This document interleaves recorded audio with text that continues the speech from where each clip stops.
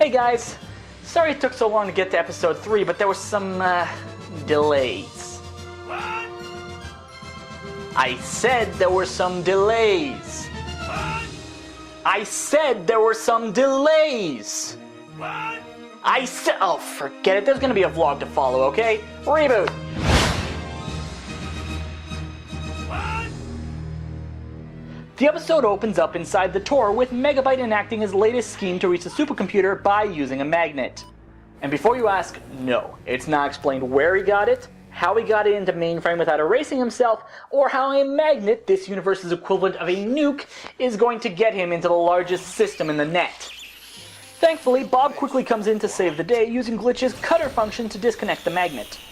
He then stows it in a magnet-proof case and flies off just as Megabyte is about to catch him.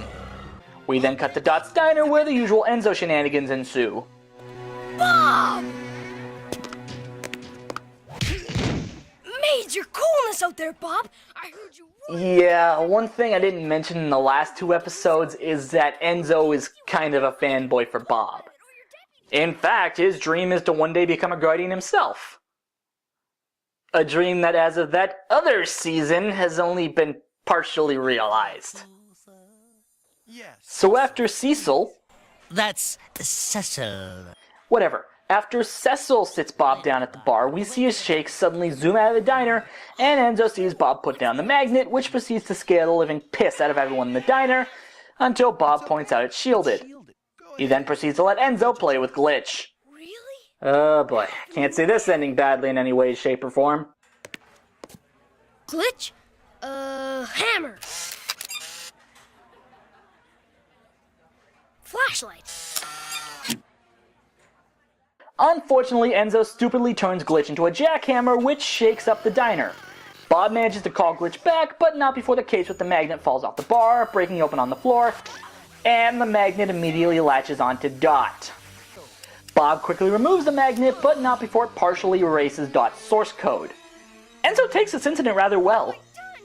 Poor Dot, erased by her own brother in the prime of her input-output. She's too young to end file, too young to quit. Okay, yes, Enzo was kind of annoying in the earlier episodes. Even though his reaction here is completely justified since he could have accidentally killed his sister. But rest assured, he gets a lot better as the series progresses. And then that other season happens, and we're back to square one. Cecil... That's Cecil. Whatever. Cecil tells Bob that Fong would know how to fix this, so Bob rushes to the principal office. Basically the building where all of Mainframe's important data is stored.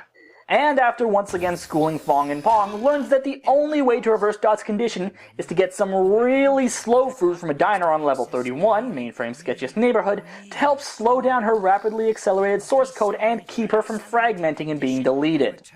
I have no idea what that means, but it sounds like it's a bit of a rough trip. So Bob lets Dot and Enzo know that he's found a place to get some slow food, and just as Dot's about to tell him something about using a vid window to call someone, Bob shushes her and rushes off to Al's Wait and Eat, where we're introduced to Al, voiced by Michael Donovan, What? and his waiter, simply referred to as Al's waiter, real original there, voiced by Gary Chalk. Bob tries to rush out some slow food, not realizing the reason why it's called slow food. And once again, even though his panic is completely justified, Bob's kind of an idiot in the earlier episodes. So Bob decides to wait in the diner as we cut back to the tour where Megabyte sends Hack and Slash to retrieve his magnet.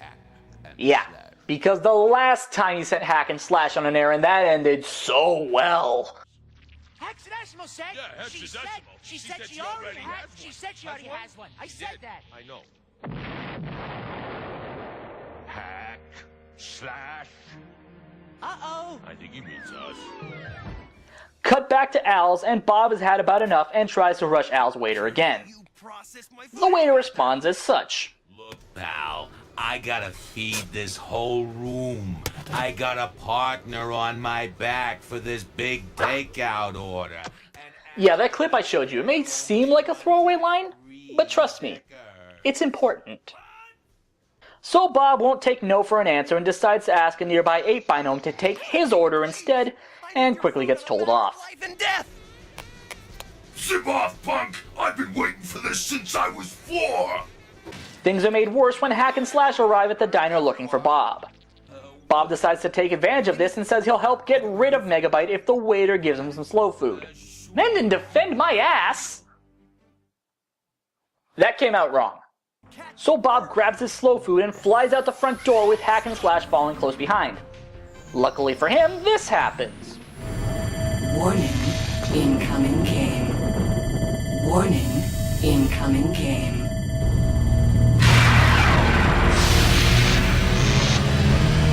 Bob manages to distract Hack and Slash with a vid window before escaping into the game, while they try to beat him to the GameCube. Long story short, they don't. They're not going to make it. Cleanup crew level 1. We then cut to the inside of the game, which is revealed to be your basic medieval RPG. Bob quickly reboots, and after getting pushed aside by the user, hears a familiar scream. It turns out that Dot is now inside the game, sounding a whole lot better than she did when we last saw her. But it's my problem too. Please help me! So Bob grabs a nearby dragon and flies off to the castle with the user in pursuit, and it's revealed that his dragon is actually Alan, his waiter. It's just me, and Al's working on the fire-breathing part. What?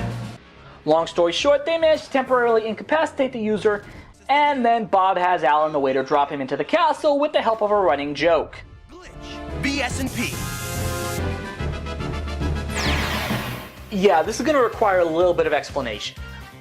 Long story short, back when ReBoot originally aired, their American broadcaster, ABC's Broadcasting Standards and Practices Council, kept forcing all kinds of heavy restrictions on them. Be it the mass all-female characters, minus Hexadecimal had in the first 2 seasons that has since been dubbed the Mono Breast, trying to take out a certain scene that'll happen in episode 11, as well as forbidding characters from jumping through glass windows, claiming children could copy what they see. So the producers threw in all these little in-jokes to make fun of the council wherever they could. So as Bob lands in the castle, he quickly has the dispatch of a mini-boss by opening a vid window inside of it, and then runs to the highest room of the tallest tower to find... Enzo? Am I glad to see you? That's right, it turns out that Enzo somehow made it into the game and became the princess. But what about Dot, you may ask? Where's Dot? I'm supposed to be saving her, remember? She's right there, Bob. Dot, you're better. Wow, she got better quick. So, foregoing an explanation, Bob decides to help Dot take out the user, but quickly gets his sword broken. Out of desperation, Bob flings his sword at the user's icon, stunning it. Realizing what she has to do, Dot attacks the user's weak point for massive damage, but quickly tires herself out before she can send the user flying out of the tower. Thankfully, Enzo manages to save the day by throwing his megaphone into the user, destroying it and ending the game. Bob then asks Dot for an explanation. Okay, remember how earlier Dot was talking about how all Bob needed to do was open a vid window and make a call? Or how Al's waiter was talking about needing a big takeout order for a partner? Well... I was trying to tell you before. Al and I are partners in his business. I just vid-windowed for a delivery. So, yeah, while that twist does kind of make the episode's conflict seem moot, it is a nice bit of foreshadowing on the writer's part. Thanks for the thought. Megabyte arrives on the scene and quickly demands Bob returns his magnet, which Bob quickly obliges. MB glitch tongues. I was just gonna toss it anyway. Here, catch. Hack! Slash! Don't worry, he'll be fine when the next episode rolls around. So, that was The Quick and the Fed. How was it? In a word, awesome! While it can be argued that the episode's main problem, Dot's magnetic erasure, could have been easily fixed if Bob had been a little more patient, it still used some clever foreshadowing. The jokes were pretty damn hilarious, especially after realizing just how much trouble ABC's Broadcast Standards and Practices Council gave the producers. And despite the premise, this episode was fairly lighthearted and fun.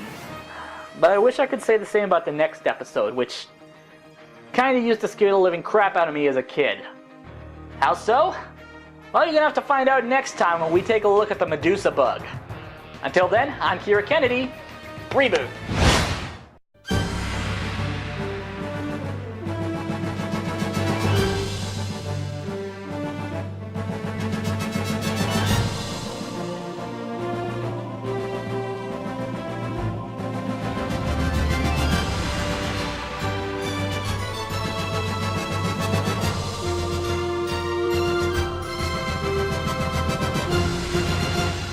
Peanut butter disaster.